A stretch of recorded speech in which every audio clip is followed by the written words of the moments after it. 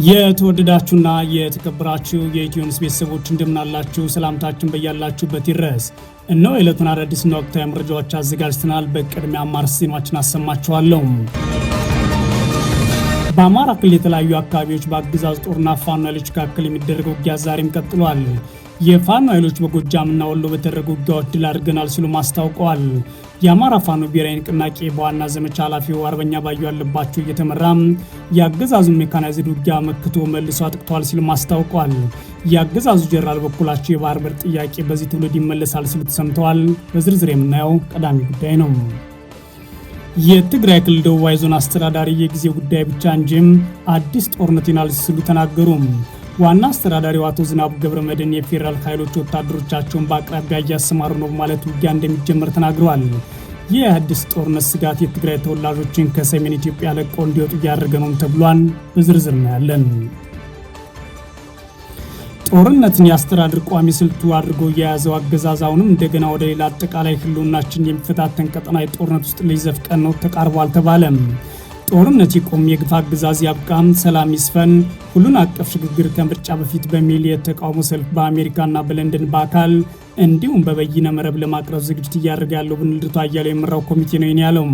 ኮሚቴው በህግ ማስከበርና በባህር በር ጥያቄ ሰበብ እየተጎሰመ ያለው ይህ ጦርነት አንድ ጊዜ ለይቶ ከፈነዳም አገራችን መንግስት የለሽ ወደ ሆነ ሁለንተናዊ ቀውስ መግባቷ መላው አፍሪካ ቀንድም የቅርብና የሩቅ ውጭ መንግስታት የውክልና ጦርነት አውድማ መሆን መቋጫ ወደሌለው ሁለንተናዊ ትርምስ እንደሚያስገባን ጥርጥር የለውም ብሏን ባወጣው መግለጫም ዝርዝሩ ተዘጋጅቷል።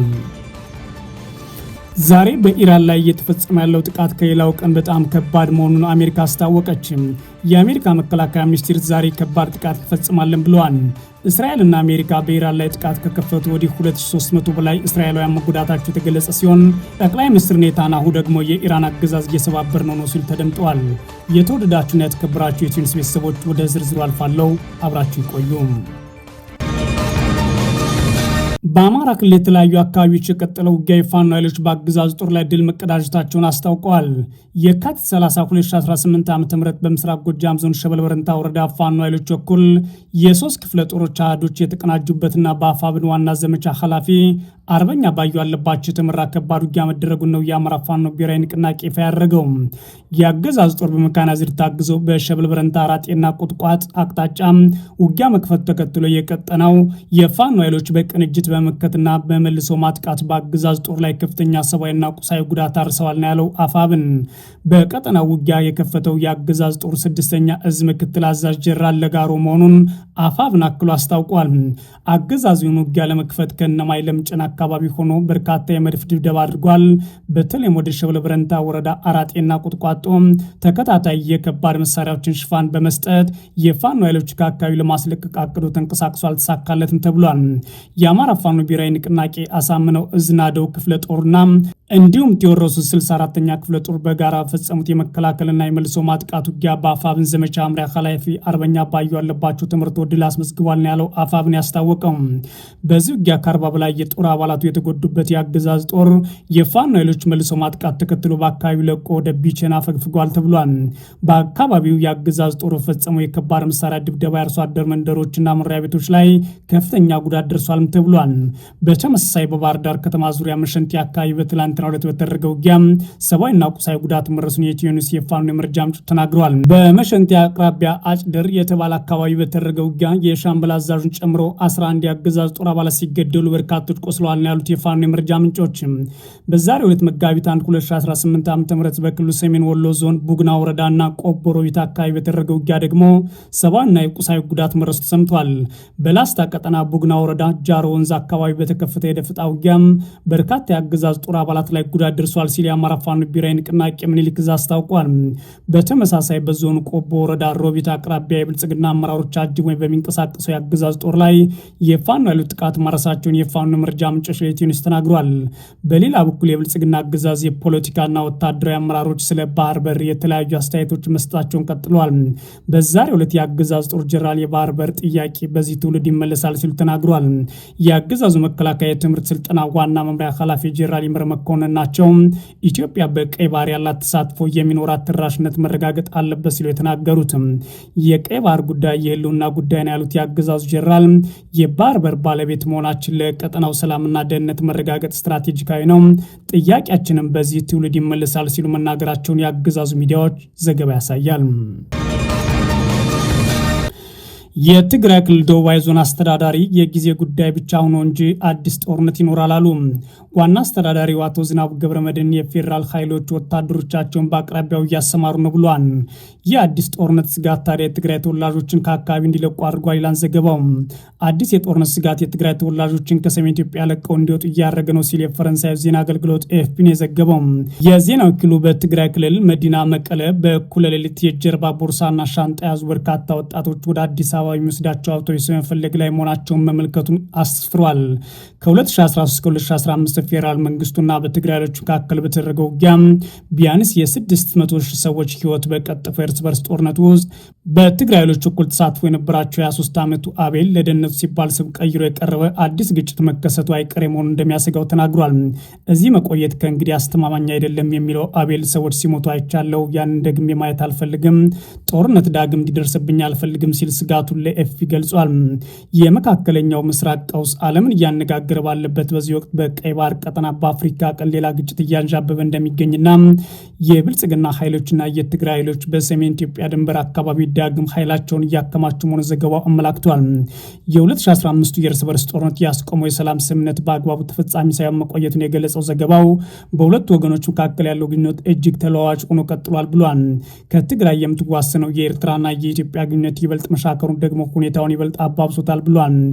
ጨምሮም አቤልና ሌሎች ጓደኞች ስደተኞች መቀላቀል ቢፈልጉም ግጭትና የጸጥታ ችግር ከሌለባቸው ጥቂት የኢትዮጵያ አካባቢዎች አንዷ ወደ ሆነችውና 700 ኪሎ ሜትር ርቀት ላይ ወደምትገኘው አዲስ አበባ የሚጓዙት በአውቶቡስ ሆኖባቸዋል ብሏል። እዚህ ማንም የቀረብ የለም ሲሉ ወጣቶች እየወጡ ነው በማለት ተናግረዋል ይላል። የመሰረታዊ ሸቀጦች እጥረት ከጊዜ ወደ ጊዜ እየተባሰ መጥተዋል። የጎዳና ላይ ሻጮች በህገወጥ መንገድ የገቡ የነዳጅ ቦቴዎችን በመንገዶች መገናኛ ላይ የሚሸጡ ሲሆን ዋጋውን በጥቂት ቀናት ውስጥ ከ300 ወደ 430 ብር በፍጥነት አሻቅቧል ይላል ዘገባው።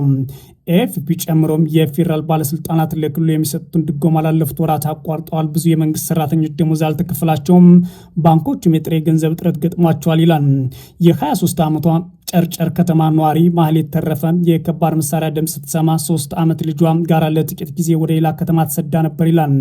አሁን ግን ለጥቂት ጊዜያት ወደ ሌላ ከተማ ተሰዳ የነበረች ቢሆንም መጠጥና ጭማቂ ወደምትሸጥበት ሱቅ ብትመለስም ግን ንግዱ ግን ሙሉ በሙሉ የሚባል ደረጃ ቆሞብኛል ትላለች። እንደምታዩት ከተማዋ ጭር ያለች ናት፣ የሚንቀሳቀስ ሰው የለም ስትል ለኤፍፒ ገልጻለች። ጦርነቱ ከመጀመሩ በፊት ልጄን ይዤ መውጣት ፈልጋለሁ፣ በጣም ፈርቻለሁ ብላ ተናግራለች። በጨርጨር የሚገኝ አንድ የአካባቢው ባለስልጣን ለኤፍፒ እንደገለጸው ከሆነ የጊዜ ጉዳይ እንጂ አዲስ ጦርነት ይኖራል ሲሉ ተናግሯል። ይህንን የሚሉት የደቡባዊ ክልል ዞን ዋና አስተዳዳሪ ዝናቡ ገብረመድህን ናቸው። የፌዴራል ኃይሎች ወታደሮቻቸውን በአቅራቢያው እያሰማሩ ነው ማለት ጦርነቱ አይቀሬ መሆኑን ተናግሯል። ዋናው የአገዛዝ ጦር ሰፈር ከጨርጨር 23 ኪሎ ሜትር ርቀት ላይ እንደሚገኝና ወታደሮች ደግሞ 10 ኪሎ ሜትር ብቻ በሚርቁ ኮረብታዎች ላይ መምሸጋቸውን ተናግሯል። ይህ ብቻ ሳይሆን በአሁኑ ሰዓት ከበባ የሚፈጸምበት ሁኔታ ተነስቷል የተባለ ሲሆን ኤኤፍፒ ታዲያ ሁለቱም ኃይሎች እርስ በራሳቸው ውጊያ ለማንሳት ቢኳነኑም በግልጽ ግን ውጊያ መነሳቱ እንደማይቀር ባለስልጣናቱ ያምናሉ በማለት ነው የዘገበው። ጦርነት ያስተዳድሩ ቋሚ ስልት አድርጎ የያዘው አገዛዝ አሁንም እንደገና ወደ ሌላ አጠቃላይ ህልውናችን የሚፈታተን ቀጠናዊ ጦርነት ውስጥ ሊዘፍቀን ተቃርቧል ተባለ። ጦርነት ይቁም፣ የግፍ አገዛዝ ያብቃ፣ ሰላም ይስፈን፣ ሁሉን አቀፍ ሽግግር ከምርጫ ፊት በሚል የተቃውሞ ሰልፎች በአሜሪካና በለንደን በአካልና እንዲሁም በበይነ መረብ ለማቅረብ ዝግጅት እያደረገ ያለው በእናቱ ልደቱ አያሌው የሚመራው ኮሚቴ ነው ያለው። ኮሚቴው ዛሬ ባወጣው መግለጫ አገራችን ኢትዮጵያ በቅርብ ዘመን ታሪክ አይተው በማታወቀው መጠን እጅግ አሳሳቢ በሆነ የህልውና አደጋ ላይ ወድቃለች ያለ ሲሆን የጠቅላይ ሚኒስትር አብይ አህመድ አገዛዝ ወደ ስልጣን የመጣው የአገሪቱን ነባር ችግሮች እንዲፈቱና ወደ ዲሞክራሲ ስርዓት እንድትሸጋገር ታስቦ የነበረ ቢሆንም ይህ የህዝብ ፍላጎትና ምኞት እንዳይመለስ ሆኖ በከሸፈ ውሎ አድሯል ብሏል። ላለፉት 7 ዓመታት የአብይ አህመድ አገዛዝ በሀገራችን ላይ ባካሄደው ህዝብን ጨራሽ ወይም ጄኖሳይዳል ጦርነት ምክንያት በሚሊዮን የሚገመቱ ዜጎች አልቋን ያለው መግለጫው ሌሎች ብዙ ሚሊዮኖችም ከመኖሪያ ቀያቸው ተፈናቅሏል ብሏል። የተሰደዱትን ጨምሮ በብዙ መቶዎች የሚገመቱ ሴቶችና ህጻናት ህጻናት ለጾታዊ ጥቃት ተዳርገዋል። ከ7 ሚሊዮን በላይ የሚሆኑ ልጆቻቸው ከትምህርት ቤት ገበታ ውጭ ሆነዋል። በብዙ ቢሊዮን የሚገመት የአገር ሀብትና ንብረት እንዳይመለሱ ወድሟል። የህግ የበላይነትና ሰላም በመጥፋቱ ህዝቡ በነጻነት ከቦታ ወደ ቦታ መንቀሳቀስ የማይችልበት ሁኔታ ተፈጥሯል ብሏል። ጨምሮም የጦረኛው አገዛዝ ትኩረት በሰላምና በልማት ላይ ባለመሆኑ ህዝቡ በስራ እጦትና በከፍተኛ የኑሮ ውድነት ምክንያት በልቶ ማደር የማይችልበት ድህነት ውስጥ ገብቷል ማለት አገዛዙ በኢትዮጵያ ላይ ፈጽማቸውን በደሎች ይዘረዝራል። በአጭሩ የዛሬዋ ኢትዮጵያ የሎጅና የመንገድ መብራት ግንባታ እንደ ትልቅ የልማት ስኬት የሚቆጠርባት፣ የሀገሪቱ ጠቅላይ ሚኒስትር ጎንደርና ወለጋ በአውሮፕላን ደርሶ መለስ እንደ ትልቅ የሰላም መኖር ማሳያ ተደርጎ የሚነገርባት፣ የቲክቶክ አክቲቪስቶች ጉብኝት እንደ ትልቅ ዲፕሎማሲ ስኬት የሚቆጠርባት፣ በቤተ መንግስቱ ዙሪያ ያሉ ጥቂት ድሆችን ማዕድ ማጋራት እንደ ትልቅ ድህነትን የመዋጋት ዘመቻ ተደርጎ የሚደነቅባት፣ መላ ሀገሩ በጦርነት እየታመሰ ባለበት ወቅት ከጥቂት ምርኮኞችና ወደጎቦች ጋር መጨባበጥ እንደ ትልቅ የፖለቲካ ድል የሚወሳባት፣ ነገር ግን በሁሉም ዘርፍ ስኬት የራቃትና በፈጣን የክሽፈት ሂደት ውስጥ የምትገኝ አሳዛኝ ሀገር ሆናለች ብሏል። ጨምሮም ሀገራችን ለዚህ ሁሉ ውርደትና ውድቀት መዳረጉ አልበቃ ብሎ ጦርነት የአስተዳደር ቋሚ ስልቱ አድርጎ የያዘው አገዛዝ አሁንም እንደገና ወደ ሌላ አጠቃላይ ህልውናችን የሚፈታተን ቀጠናዊ ጦርነት ውስጥ ሊዘፍቀን ተቃርቧል ነው ያለው። በጥቂት ዓመታት ውስጥ ራሱን ከሁሉም ወዳጅነት ወደ ሁሉም ጠላትነት የቀየረውና የማጭበርበሪያ ካርዶችን አሟጦ የጨረሰው አገዛዝ ዛሬም ሰሜንና ደቡብ በሚል ከተስፋ መቁረጥ የመነጨ ፍረጃ ህዝቡን ከፋፍሎ የበለጠ ለማጫረስ የመጨረሻ ጥረቱ እያደረገ ይገኛል ብሏል። በጦርነት ትንበያ የሚታወቁት በርካታ ዓለም አቀፍ ድርጅቶች ሳይቀሩ ለአንድ ጦርነት መጀመር ግብዓት መሆን የሚችሉ ምክንያቶች ሁሉ ተሟልተው የቀረው ነገር የመጀመሪያው ጥይት መተኮስ ብቻ እንደሆነ በስፋት እየዘገቡና ይህም ጦርነት ለይቶለት አንድ ጊዜ ከተጀመረ የሚያስከትለው አደጋ እጅግ ከባድ እንደሚሆን አበክረው እያሳሰቡ ይገኛሉ ማለት የተጠቀሰ ሲሆን ይህ ከፊታችን አፍጦ እየመጣ ያለውን አገራዊ አደጋ ያለ ተጨባጭና ፈጣን የህዝብ ትግል በቀላሉ ሊቀለበስ አይችልም ብዬ አምናለሁ ብሏል። በህግ ማስከበርና ባህር በር ጥያቄ ሰበብ እየተጎሰመ ያለው ይህ ጦርነት አንድ ጊዜ ለይቶለት ከፈነዳ ሀገራችን መንግስት የለሽ ወደሆነ ሁለንተናዊ ቀውስ መግባቷ መላው የአፍሪካ ቀንድም የቅርብና የሩቅ የውጭ መንግስታት የውክልና ጦርነት አውድማ በመሆን መቋጫ ወደሌለው ሁለንተናዊ ትርምስ እንደሚገባ ጥርጥር የለውም ይላል። የዚህ ጦርነት መጨረሻ በአንደኛውና በሁለተኛ የዓለም ጦርነት የታየው ሲሆን እንደታየው ሁሉ የሚያስከትለው እልቂትና ጉድመትም ሆነ በሀገሪቱ አጠቃላይ ቅርጽና ይዘት ላይ ደግሞ ይዞት የሚመጣው ምስቅልቅል በቀላሉ የሚገመት አይሆንም በማለት ያስረዳል። ይህንን አደጋ በውል መገንዘብ የቻሉ ኢትዮጵያን የመሰረቱትን የተባለው የትዕይንተ ህዝቦች አዘጋጅ ግብረ ኃይል የቴክኒክ ኮሚቴ ሀገሪቷና ህዝቦች ከጥፋት ለመታደግ ጠንካራ ህዝባዊ ትግል በማካሄድ በስልጣን ላይ ያለውን አገዛዝ ከማሸነፍና ሁሉን አቀፍ የሆነ የሽግግር መንግስት ከማቋቋም የተለየ ሌላ መፍትሄ እንደሌለ በመተማመን ሁሉን አቀፍ የሆነ የሽግግር መንግስት ከማቋቋም የተለየ ሌላ መፍትሄ እንደሌለ ተማምነናል ብሏል። እስካሁን ማሸነፍ ሳንችል የቀረነውም ሆነ ወደፊት ልንሸነፍ የምንችለው በአገዛዙ ጥንካሬ ሳይሆን በእኛ በራሳችን ድክመት መሆኑን አምነን በመቀበል ከእንግዲህ በትብብርና በጽናት በመታገል ለአሸናፊነት ለመብቃት ወስነናል ብሏል ኮሚቴው። ግብረ ኃይሉ ከተለያዩ ተቋማትና ተጽዕኖ ፈጣሪ ግለሰቦች የተውጣጡ 25 የምክር ቤት አባላትና 7 የቴክኒክ ኮሚቴ አባላት አሉኝ ያለ ሲሆን የቴክኒክ ኮሚቴው ዛሬ ባወጣው መግለጫ ጦርነት ይቆም፣ የግፍ አገዛዝ ያብቃ፣ ሰላም ይስፈን፣ ሁሉን አቀፍ የሽግግር ከምርጫ በፊት በሚል የተቃውሞ ሰልፎችን በአካል በአሜሪካና በለንደን ኢትዮጵያውያንንና ያለምንም ልዩነት ለማሳተፍ አቅጃለሁ ብሏል። በዚህም የብልጽግና አገዛዝ የሚቃወሙ ዓለም አቀፍ ሰልፍ በዋሽንግተን ዲሲና በለንደን የሚካሄደው ሚያዝያ 10 ወይም ኤፕሪል 18 ቀን 2018 ዓ.ም ነው ብሏል። ሌላኛው የበይነ መረብ የተቃውሞ ትዕይንተ ህዝብ ከ2 ሳምንታት በኋላ መጋቢት 19 ወይም ማርች 28 ቀን 2018 ዓ.ም ይካሄዳል ያለው መግለጫው ኢትዮጵያን ካለምንም የብሔር የፖለቲካ አመለካከትና የሃይማኖት ልዩነት እንዲሳተፉ ጥሪ አቅርቧል። ዛሬ በኢራን ላይ እየተፈጸመ ያለው ጥቃት ከሌላው ቀን በጣም የከበደ መሆኑን አሜሪካ አስታውቃለች። እስራኤልና አሜሪካ በኢራን ላይ ጥቃት ከከፈቱ ወዲህ 2300 በላይ እስራኤላውያን መጎዳታቸው የተገለጸ ሲሆን ኔታንያሁ ደግሞ የኢራን አገዛዝ እየሰባበር ነው እንገኛለን ብለዋል። አሜሪካና እስራኤል በኢራን ላይ የከፈቱ ጥቃት 11ኛ ቀኑን በያዘው በዛሬው ዕለት በአሜሪካ በኩል እየተፈጸመ ያለው ጥቃት ከሌሎች ቀናት በበለጠ ከባድ መሆኑን የአሜሪካ መከላከያ ሚኒስቴር ተናግረዋል። ፔት ሄግሴት ዛሬ በሰጡት ጋዜጣዊ መግለጫ በኢራን የሚካሄደው ዘመቻ በተጀመረበት መጠን እንደሚቀጥልና የዛሬው ከፍተኛ መሆኑን አመላክተው በኢራን በኩል የሚሰጠው የአጸፋ ጥቃት እየቀነሰ ነው ብለዋል። በኢራን ላይ የተከፈተው ጥቃት የአገሪቱን ወታደራዊ አቅምና ተቋማትን የመደምሰስ እንዲሁም የማዳከም ግብ እንዳለው የመከላከያ ሚኒስትሩ ተናግረዋል። በዚህም የኢራን ሚሳኤሎች ክምችት፣ የሚሳኤል ማስወንጨፊያዎችና ወታደራዊ ኢንዱስትሪዎች ማውደም፣ የኢራን ባህር ኃይልን መደምሰስ፣ ኢራን በዘላቂነት የኒውክሌር ጦር መሳሪያ እንዳይኖራት ማድረግ መሆኑን ሚኒስትሩ ሲናገሩት ሰምተዋል። ሄግሴት ፕሬዚዳንት ትራምፕ ቀደም ሲል የተናገሩትን በማስረገጥ በአሜሪካ እርምጃ ያለማቋረጥ የጠላት ኃይል እየደመሰስ ነው ብለዋል። ዛሬ ማክሰኞ በድጋሚ በኢራን ውስጥ በጣም ከባዱ ጥቃት እየተፈጸመበት ነው። አብዛኛዎቹ ተዋጊ ጀቶች፣ አብዛኛዎቹ ቦምብ ጣይ ድሮኖች፣ አብዛኛዎቹ ድብደባ ተፈጽሞባቸዋል።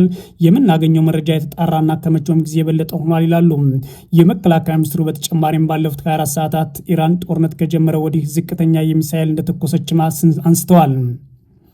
የመከላከያ ሚኒስትሩ በተጨማሪም ባለፉት 24 ሰዓታት ኢራን ጦርነት ከተጀመረ ወዲህ ዝቅተኛው ሚሳኤል ተኩሳለች ያሉ ሲሆን ከሰዓታት በኋላ በተካሄደው ጋዜጣዊ መግለጫ ላይ ለቀረቡላቸው ጥያቄዎች ምላሽ ሰጡት። የመከላከያ ሚኒስትር ሄግሴት ከጦርነቱ መጠናቀቅ በኋላ ያለው ሁኔታ በአሜሪካ ፍላጎት የሚወሰን እንደሚሆንና ኢራን በኒውክሌር የምታስፈራራበት ገጽታ አይኖራትም ብለዋል።